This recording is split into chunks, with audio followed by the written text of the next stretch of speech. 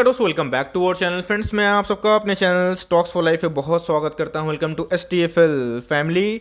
DFL members, बात की जाए एक बिग अपडेट निकल के आ रही है। जी हाँ दोस्तों, फाइनली हमें देखने को मिल चुका है कि हैप्पीएस्ट माइंड में Q1 के नंबर्स कब आएंगे।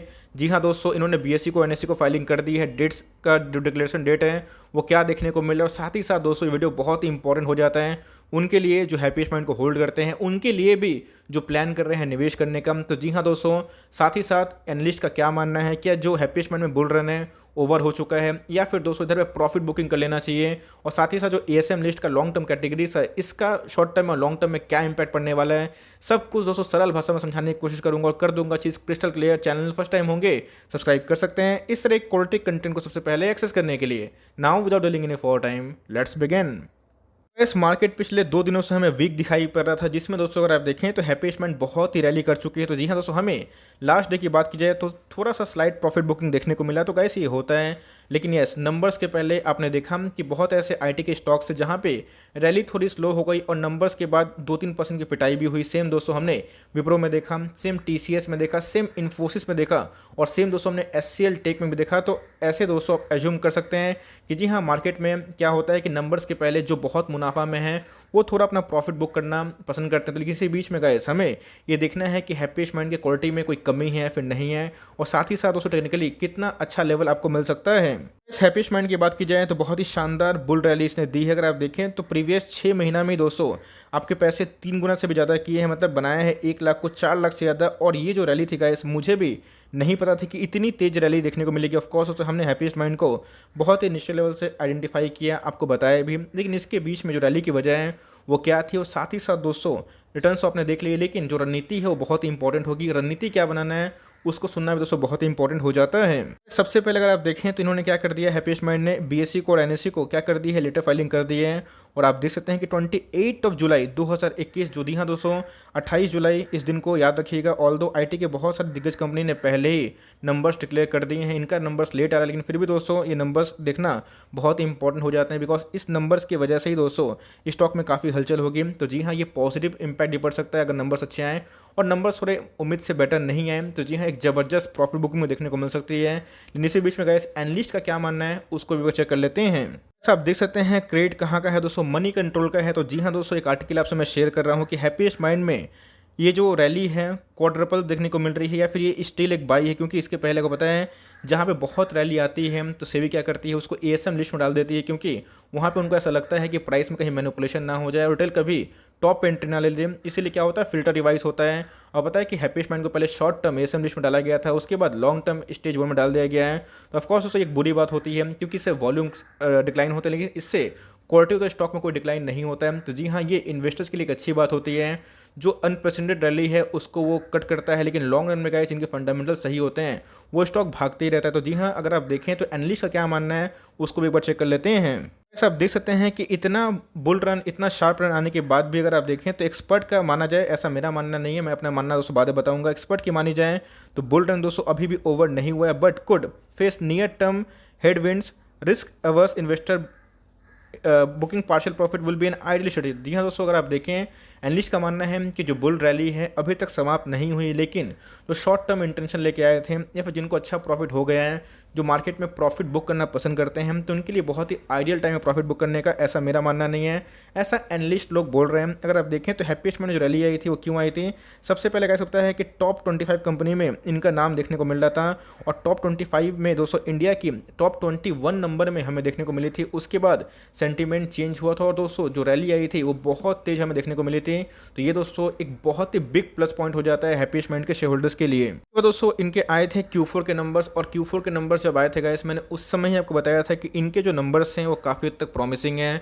जी हाँ दोस्तों, अगर आप IT से कंपेयर करें तो इनके टॉप लाइन में अच्छी खासी वृद्धि थी, बॉटम लाइन की बात की जाए तो उसमें भी अच्छा खासा उछाल था। अगर आप ईयरली बेसिस पर देखें, और मैंने आपको सिखाया है कि कोई भी इंडेक्स अगर बुल रन में होता है तो उसके मिड कैप और स्मॉल कैप ज़्यादा पार्टिसिपेट करते हैं। तो जी हाँ, the company came with robust result for the previous quarter where margin expansion was led by revenue growth, better utilization and realization and lower attribution at happiest mind। तो जी हाँ दोस्तों, अगर आप देखें तो इन सब की वजह से हमें एक रैली देखने को मिली थी, उसके बाद टॉप 25 कंपनी में आ जाना, और साथ ही साथ दोस्तों इनके जो ग्रोथ ऑप्टिमिज्म को लेकर कंपनी ने बयान दिया था, ये बहुत ही अपने आप में इंपॉर्टेंट फैक्टर हो जाता है।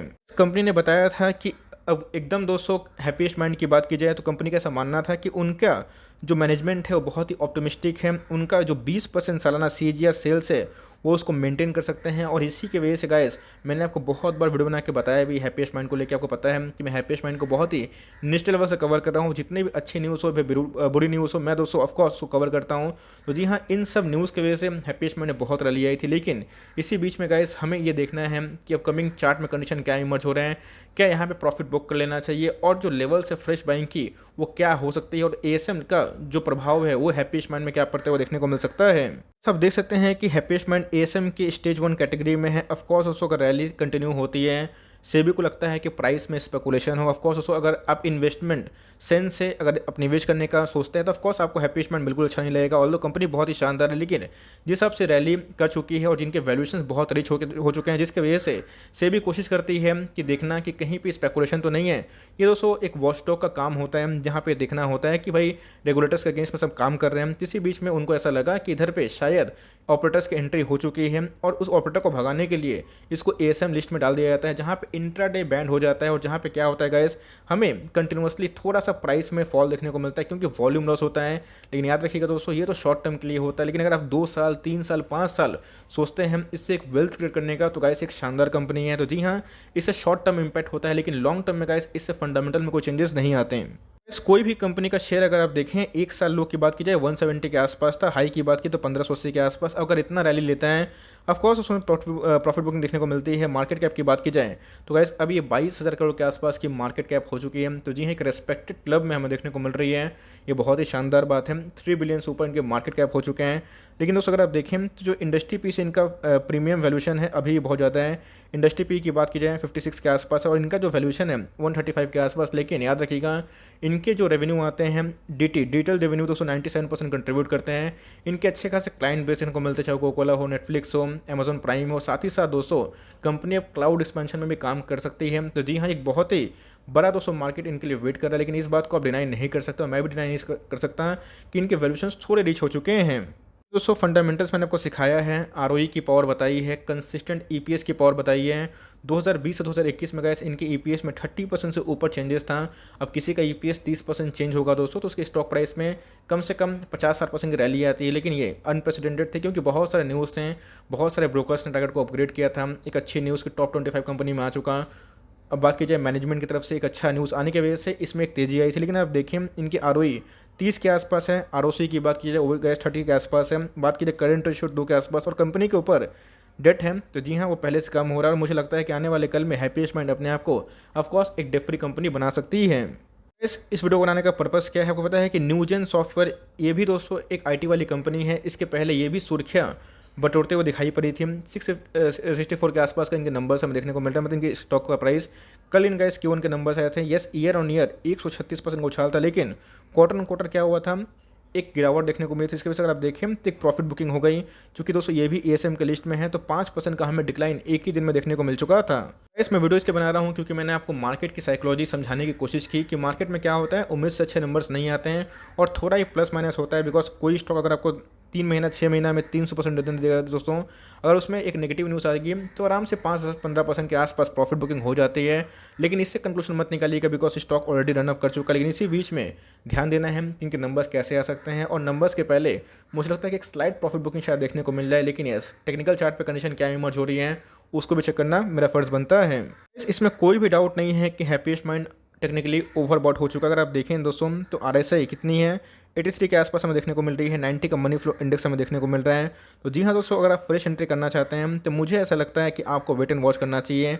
मार्केट में अगर थोड़ा सा नेगेटिविटी आता है, थोड़ा सा प्लस माइनस होता है, तो जी हाँ दोस्तों आपको अगर देखें तो नेक्स्ट सपोर्ट जो है वो 1350, जी हाँ थोड़ा डीप है दोस्तों, लेकिन 1350 से लेके 1400 के आसपास मुझे लगता है कि फर्स्ट एंट्री अगर आपको बनानी है तो ये एक लेवल हो सकता है। और दोस्तों शायद ये 1400 के आसपास आए या फिर ना, ये तो बात की बात है। लेकिन अगर ये सपोर्ट सस्टेन नहीं कर पाता है और उसके पहले अगर स्लाइड प्रॉफिट बुकिंग होती है तो जी हाँ दोस्तों अगर आप देखें तो उसके बाद जो नेक्स्ट सपोर्ट है ये हमें वही निकल के आ रहे हैं, हम 1350 से लेकर 1400 के आसपास। तो मुझे लगता है ये अगर आपको प्राइस मिलता है तो जी हाँ अपना फर्स्ट इंस्टॉलमेंट ले सकते हैं और उसके बाद जितना गिरेगा इस आप उसको उठाना समझ सकते हैं, बिकॉज जितना गिरावट होगी उतनी अच्छी बात होती है ऐसे इन्वेस्टर्स के लिए। लॉन्ग टर्म जो इन्वेस्टर्स हैं जिनको लगता है कि भाई बहुत रैली आ चुकी है, मुझे पार्शियल प्रॉफिट बुक करना चाहिए, फिर आप शॉर्ट टर्म व्यूज है, तो मेरे हिसाब से गाइस इस सीएमपी में आप चाहे तो अपना 50% प्रॉफिट बुक कर सकते हैं। ये उनके लिए है जिनको प्रॉफिट बुक करना पसंद है, ये उनके लिए है जो शॉर्ट टर्म के लिए आए हैं, लेकिन ये उनके लिए नहीं है दोस्तों जो मार्केट में लॉन्ग टिकना चाहते हैं, हम 3 साल के लिए, 5 साल के लिए। किसी का दोस्तों ये स्टॉक ने 200% रिटर्न बनाया है, तो अगर 10-15% गिर भी जाता है तो आपको ऐसा कोई पैनिक नहीं होनी चाहिए। लेकिन जिन्होंने फ्रेश एंट्री ली है तो मैं उनके लिए दोस्तों वीडियो बना रहा था, क्योंकि अगर आप देखें तो इधर पे अगर एक नेगेटिव न्यूज़ आती है तो शायद न्यूजन की तरह एक कंडीशन इमर्ज हो जाए, तो मेरे हिसाब से फ्रेश एंट्री के लिए अवॉइड करें। अगर अभी भी लेना है 10 स्टॉक खरीदने की ताकत रखते हैं, 2 से ही स्टार्ट कर सकते हैं। बस स्टॉक टेक्निकली बहुत ही ओवरबॉट हो चुका है, और एक बार मेरे हिसाब से आप एक बार Q1 के नंबर्स देख लीजिए, अगर आपको ओके लगता है देन गो अहेड, अदरवाइज एक प्रॉफिट बुकिंग अगर आती है तब के लिए सही है। फॉर लॉन्ग टर्म इन्वेस्टर इसको पकड़े रहे हम, जितना गिरे उतना उठाइए। लेकिन फ्रेश एंट्री ने बता दिया कि एक बहुत ही अच्छा सपोर्ट दिखाई पड़ रहा है, जो कि गाइस मुझे भी लगता है कि 1400 के नीचे आने की एक संभावना है। अगर मार्केट में इसको लेके एक नेगेटिविटी होती है तो यही दोस्तों छोटी सी अपडेट थी, लेकिन Q1 के नंबर्स आने हैं 28 जुलाई को, ये दोस्तों आप देखना ना भूलें, और जैसे ही नंबर्स आएंगे मैं आपको अपडेट कर दूंगा। So for timing that's the end of the video. I hope दोस्तों वीडियो आपके लिए हेल्पफुल था। कंटेंट ही तक लाइक कर दिएगा, चैनल फर्स्ट टाइम होंगे तो याद से सब्सक्राइब करना भूलिएगा। फर्दर कोई डाउट है उसको ड्रॉप कर सकते हैं, कुछ और रिव्यू चाहिए उसका नाम ड्रॉप करना भूलिएगा। I would love to make a video on your demand. Guys मिलते हैं जल्दी ही, तब तक के लिए bye. Thanks for watching friends, God bless you all.